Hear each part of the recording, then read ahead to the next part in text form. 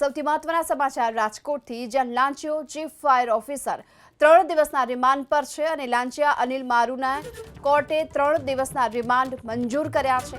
1,80,000ની લાંચના કેસમાં 3 દિવસના રિમાન્ડ મંજૂર કરવામાં આવ્યા છે।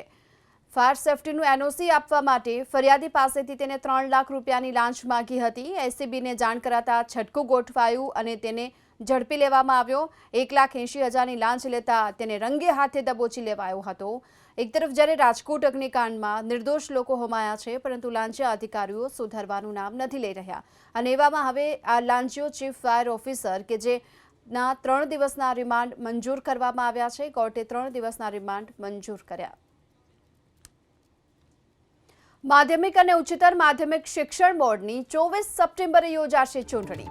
માધ્યમિક અને ઉચ્ચતર માધ્યમિક શિક્ષણ બોર્ડની 9 બેઠકો માટે ચૂંટણીની તારીખનું એલાન કરવામાં આવ્યું, જે પ્રમાણે 24 સપ્ટેમ્બરે ચૂંટણી છે।